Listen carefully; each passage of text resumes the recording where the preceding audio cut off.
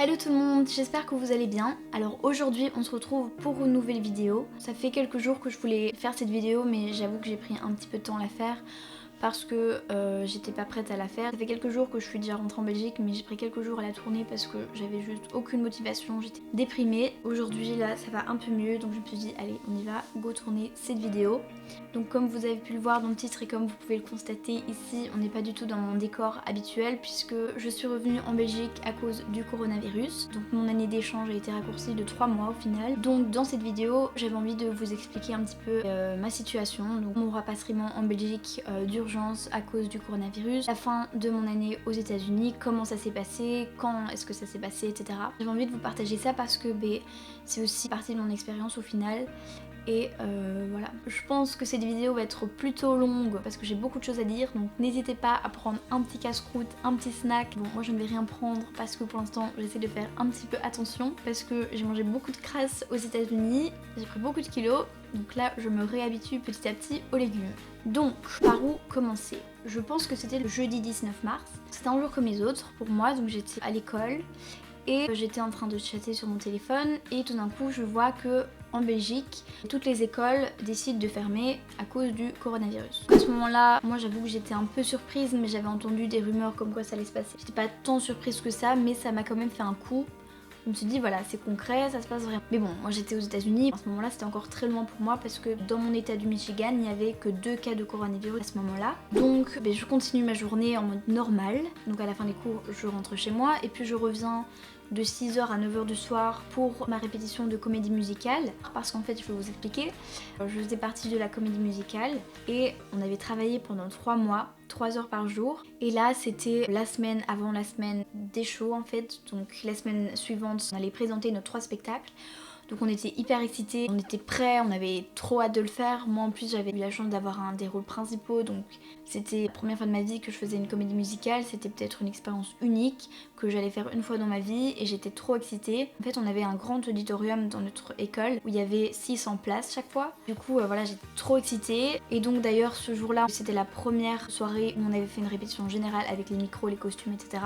Et puis je reviens chez moi et là je crois que c'était vers 11h du soir, journal, on voit que le gouvernement de l'état, donc juste mon état du Michigan, a pris la décision de fermer toutes les écoles à partir de lundi pendant, je crois que c'était 2 semaines à ce moment-là. Donc là moi j'étais choquée parce que je m'y attendais mais tellement pas, parce qu'à ce moment-là on n'avait que 2 cas dans le Michigan, sachant que l'état du Michigan est quand même 10 fois plus grand que la Belgique et donc là voilà, première mauvaise nouvelle, c'est le début du cauchemar en fait, parce que du coup je comprends que notre comédie musicale tombe à l'eau. Donc là c'était vraiment dur parce qu'on avait travaillé comme des fous et qu'on était tellement excités à l'idée de le faire. Donc j'étais dégoûtée, j'étais triste. Je me suis dit c'est pas grave, bon déjà demain, vendredi, je vais pouvoir retourner à l'école et pouvoir parler un petit peu avec les autres, parler de la situation. Et puis du coup le vendredi matin, je me réveille et ma mère d'accueil vient dans ma chambre et me dit écoute Maya, au final le gouvernement a pris la décision pendant la nuit de fermer les écoles à partir d'aujourd'hui. Donc tu n'iras pas à l'école aujourd'hui non plus. Donc là je me dis mais merde, je voulais grave en voir encore des gens une dernière fois pour en parler, etc. Donc là j'étais déjà triste, mais bon c'était voilà, c'était comme ça, je comprenais la situation. Donc là j'étais dégoûtée, surtout que du coup on savait pas quand ça allait s'arrêter. Et il y avait je crois 4 concerts que j'aurais pu faire. Et moi c'était aussi en partie pour ça que j'étais venue aux États-Unis parce que je voulais expérimenter la musique, je voulais chanter devant des gens et c'était vraiment une expérience unique que j'aurais pu faire une fois dans ma vie, de chanter comme ça devant 600 personnes. Donc j'avais très peur pour ça. Du coup heureusement j'avais déjà fait celui de Noël. D'ailleurs j'avais failli pas le faire en me disant je vais peut-être attendre la fin de l'année parce que je serais déjà plus à l'aise. Mais du coup j'étais contente de l'avoir fait à Noël parce que d'ailleurs c'était un des meilleurs moments de ma vie. Et du coup je stressais déjà pour ça. Et puis donc samedi se passe, puis dimanche, là je suis en Skype avec mes parents, en mode normal, je rigole et tout. Et puis je descends dans la cuisine et là il y a ma mère d'accueil qui vient et qui me dit ah Maya, t'as reçu l'email de ton organisation aux États-Unis? Parce qu'en fait j'ai une organisation en Belgique et une organisation aux États-Unis, donc c'est la même organisation mais il y a des personnes qui travaillent aux États-Unis et des personnes qui travaillent en Belgique. Et donc chaque fois que les personnes qui travaillaient aux États-Unis m'envoyaient un email, ma mère d'accueil le recevait aussi. Et du coup elle me dit, j'ai reçu un email comme quoi il y a de plus en plus de pays qui renvoient leurs étudiants d'échange dans leur pays d'origine, donc regarde un peu tes mails. Et donc là je regarde mes mails En effet, je vois cet email des États-Unis pour nous prévenir de ça. Puis dans ma liste, je vois un email de mon organisation belge qui me dit que au final, à cause du coronavirus, ils ont décidé de rapatrier tous les étudiants belges. La douche froide, cauchemar complet, je commence à pleurer, chialer, mais comme pas possible. En plus je vois ce message et je le lis vite fait entre les lignes, mais je commence à pleurer, à avoir des grosses larmes aux yeux parce que j'avais compris à ce moment-là. J'avais tellement de larmes que j'arrivais même plus à lire ce putain de message. Et il y avait mes parents d'accueil qui me demandaient de traduire, mais moi j'arrivais même pas à lire parce que j'avais trop de larmes en fait qui coulaient. Donc en fait j'ai appris que j'allais être rapatriée en Belgique dans les jours qui venaient, qu'ils avaient du coup raccourci la date de mon visa, où dans un mois je devais être partie des États-Unis au maximum et que ça allait pas prendre un mois normalement, parce que un mois ils devaient rapatrier 10 000 étudiants ou un truc comme ça. Donc ils m'ont dit qu'ils savaient pas encore la date exacte parce qu'il y avait de plus en plus de vols qui s'annulaient, mais qu'ils pouvaient me prévenir 24 heures à 48 heures à l'avance et que je devais être prête à partir à ce moment-là. Du coup, au bout de ma vie, j'étais déprimée, mais dégoûtée. Parce que là, en fait, tu commences à réaliser petit à petit que l'aventure, elle est finie. Il y avait tellement d'événements qui devaient arriver, tu vois tout ça s'envoler en fait. Donc il y avait encore des concerts. J'étais censée partir une semaine en Floride avec ma famille d'accueil. Il y avait la graduation, il y avait le bal de promo. Tu te dis que tu vas devoir partir. En fait, au début, tu réalises pas, mais tu réalises tout ce que tu vas perdre. Tellement de trucs en fait. En plus, on me dit toujours que les 3-4 derniers mois de ton année d'échange, c'est les meilleurs. Du coup, voilà. En plus, ce qui a été très dur aussi, c'est que j'ai même pas pu dire au revoir à mes copines, aux profs, à tous les gens de l'école. J'avais tellement de trucs à leur dire. Et jeudi, moi, je suis partie de l'école, mais jamais de ma vie, j'aurais cru que c'était la dernière fois de ma vie que j'allais marcher dans cette école. Enfin, que j'allais plus jamais voir ces gens en fait. À ce moment-là, du coup, j'étais déprimée. J'ai pleuré beaucoup, mais après, du coup, avec ma famille d'accueil, on essayait de profiter un maximum, même si on pouvait pas vraiment sortir. Et du coup, le mardi, j'ai reçu un autre email pour me dire que j'étais pas dans le premier groupe à partir et que donc je partais pas cette semaine-là. Donc je savais que j'avais encore une semaine au moins à rester.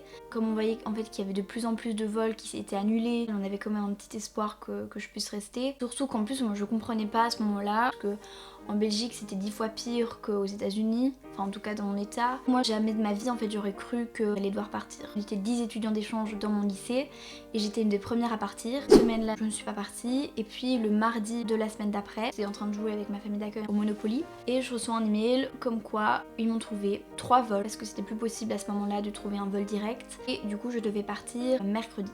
Même si je le savais au fond, la Belgique avait fermé ses frontières à ce moment-là, mais mon rapatriement en Belgique était considéré comme un vol essentiel.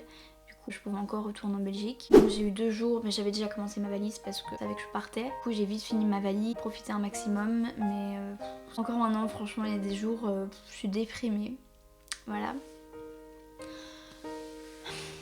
J'ai un peu du mal encore à en parler parce que c'est dur. En fait, quand tu repenses à ton année, souvent tu regrettes en fait. Mais bon, j'ai des super souvenirs et c'est magique déjà. Voilà. Bref, du coup, je suis allée à l'aéroport le mercredi. Mes vols c'était Détroit, Chicago, Chicago, Dublin, Dublin, Bruxelles. Je suis rentrée en Belgique. Retour. Le truc c'est que quand t'es étudiant d'échange, tu penses d'office pendant ton année à ton retour. Tu te dis waouh, ça va être magique, je vais pouvoir retrouver toutes mes copines, tout le monde. Moi j'avais trop envie de redécouvrir ma ville, de manger des gaufres, de faire plein de trucs. En plus mes copines voulaient venir à l'aéroport. Moi je voyais mon retour d'une manière trop cool. En plus j'allais revenir en été, au moment des festivals et tout ça. Du coup je suis revenue et à ce moment-là il y avait qu'une personne qui pouvait venir à l'aéroport. Je me souviens quand je suis arrivée dans l'allée des arrivées, il y avait 3 personnes dans toute l'allée. L'aéroport était complètement vide et du coup je suis revenue et voilà, j'étais contente de retrouver ma famille. C'était chouette et tout, mais c'est vrai que quelques jours après, je commence à être clairement nostalgique. Surtout quand tu regardes tes photos, mon dieu, ça c'est le truc à ne pas faire, regarder ses photos. Et ces vidéos, ça c'est clairement le piège. Donc je suis arrivée en Belgique le 26 mars, le jeudi 26 mars. Donc maintenant ça doit faire un peu plus d'une semaine que je suis ici. Ça se passe bien, je suis en train de petit à petit réhabituer à ma vie ici. C'était cool aussi de redécouvrir la Belgique et de revenir aussi dans mon pays. Donc j'ai hâte que tout ça soit fini. De toute façon là moi je vous ai expliqué ma situation avec le coronavirus, mais on a tous notre histoire avec cette maladie. C'est chiant pour tout le monde. En plus moi j'ai de la chance que pour l'instant je suis saine et sauve, que mes proches sont sains et saufs. J'espère que ce sera bientôt fini. Je sais que c'est dur pour tout le monde, c'est vraiment une situation de merde, donc voilà. Bon, cette vidéo n'était pas très positive, n'était pas très joyeuse, mais bon, c'est parce que voilà, c'est pas une situation cool. Mais de toute façon, je vais continuer à faire des vidéos, c'est pas parce que je suis partie des États-Unis que je vais arrêter mes vidéos. J'avais encore plein d'idées pour ces vidéos. Bon, c'est vrai que je voulais faire plein de vidéos dans les supermarchés américains, etc. Mais ça tombe à l'eau, mais c'est pas grave parce que j'ai plein d'autres idées. Parce que je suis quand même restée 8 mois, donc j'ai quand même des trucs à dire. De toute façon, mes autres vidéos seront beaucoup plus joyeuses, beaucoup plus cool. Mais voilà, j'avais envie de vous partager ce moment de mon expérience aussi. Voilà, j'espère que cette vidéo vous aura quand même plu. N'hésitez pas à mettre un pouce bleu si ça a été le cas, à vous abonner à ma chaîne YouTube et à activer la petite cloche pour être sûr de pouvoir voir toutes mes vidéos. Moi je vous dis courage à tous et à très bientôt pour une nouvelle vidéo YouTube.